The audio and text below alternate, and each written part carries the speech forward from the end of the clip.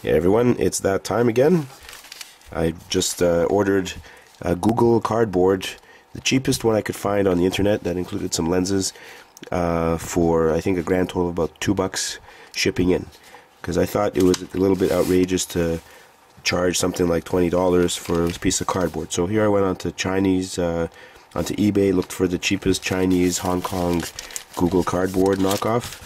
And I'm going to open it in front of you now. I don't know what's in here, so I'm going to be surprised as you are when we get in this. So let's have a look and see what we got. Alright, so there we are. Padding, okay, that's always nice. There's the cardboard, an elastic on the inside in a Ziploc. I wonder if it has any instructions at all. Talk about cheap.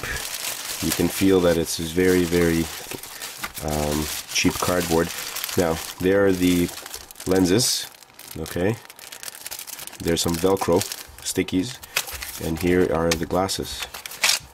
So, we've got what looks like the lens piece here.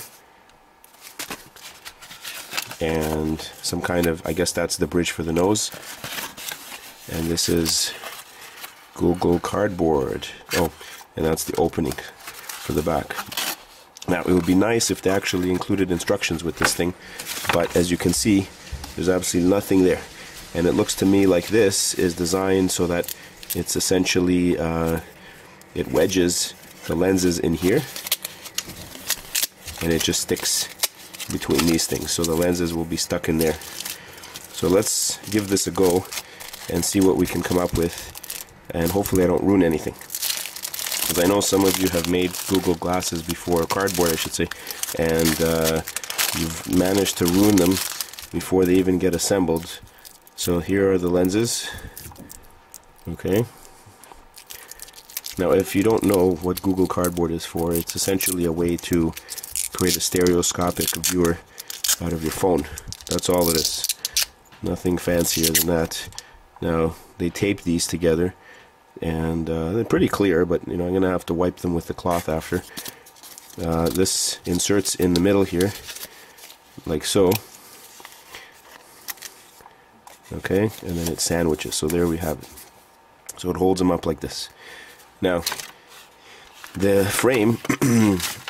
Oops, I just lost my Velcro. The frame probably punches out there, and there's a few tabs that punch out.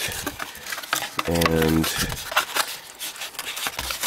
I know roughly what this thing's supposed to look like, so I'm going to just use my imagination here and try to figure it out. But you can see that it's already bending there, so this is definitely not the greatest quality by any stretch of the imagination. Okay, so the bridge goes here, so I imagine this must insert here, or not. Oh, I guess the okay, I'll have to do a bit more analysis here and try to figure out how this works. So let me pause the tape. I will be back shortly. Okay, so after a bit of futzing around, I managed to figure it out. It folds over like this. That insert goes in here, and this piece, the nose piece I should say, fits in like this. Okay, now it's not held in very well, so, and then this opens and closes, and I can only imagine that these Velcro pieces that come in with the thing, with the cardboard, fit up here maybe to Velcro tape the lid to open and close the case. I'm not really sure. And the phone is supposed to stay up against here. So that's it. So you can see there. Now I have to clean up the lenses. They're horrific right now, and I think what I'm going to do is somehow glue all of these pieces, because it's quite flimsy. This part here moves up and down, and then the nose bridge falls out because it's held in by this tab. Okay, but that's essentially how it folds. I use the elastic here. I'll show you how that worked.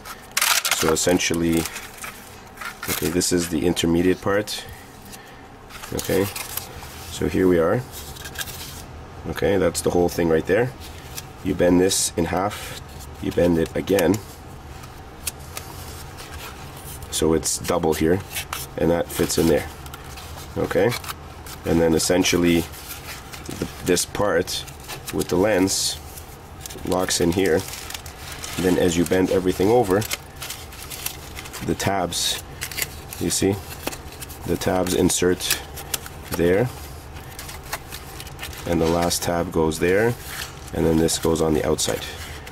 Okay, and the elastic, I think I'll use a Velcro on this side to attach that. So that's one piece of Velcro, and then the other two are probably for the phone on top. Okay, so there you have it. So here's just to show you how I applied the Velcro. As you can see, the two up here, I'm just gonna close it like so,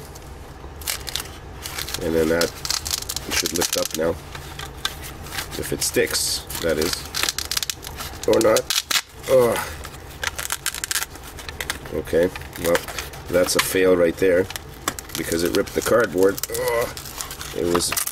The Velcro is more adhesive than the integrity of this thing. Okay, there we go. Okay, and then on the side here, under this elastic, of course, I put another piece of Velcro, but the nose bridge keeps falling off. So what I'm going to do, yeah, see, that just comes right off here. I'm going to have to tape this down or something. What I'm going to have to do is take this and extend the tab, probably just tape some paper there, and then that way when I insert it, it'll have a longer piece that goes through here and connects, because these tabs are too small and this thing opens up so it doesn't hold the bridge in. Okay, but that's it right there. Okay, just a bit more here about the iPhone and Google Cardboard that I got from China. As far as sizing goes, it's just about perfect size, as you can see, for an iPhone 5C, which is what this is. The color obviously gives it away. See, fits in perfectly, just, you know, happens to be covered completely and so on. Actually, I put it in upside down, but you get the idea. It should go like this, because the window here is supposed, apparently, for the camera to be exposed for a future. Now, there is no metal or magnetic ring. I think some of the actual Android phones have some kind of way to interact with either NFC or some magnetic lock to activate or press control the games. This does not have that, so you're not going to be using any controls, unfortunately. But if you're not planning to use it with an Android phone, then who cares?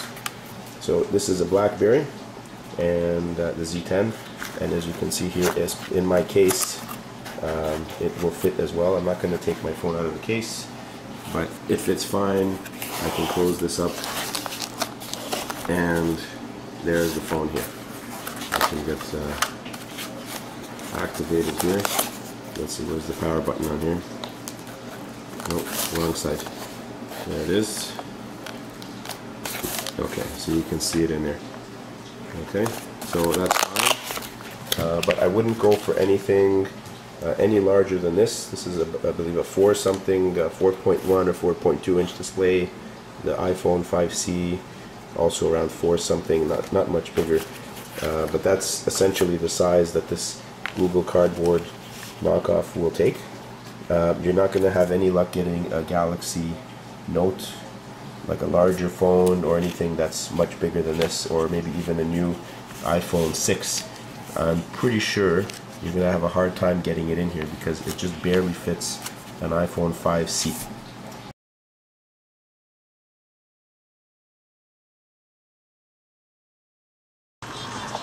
Okay everyone, so here's my $2 Google Cardboard from Hong Kong.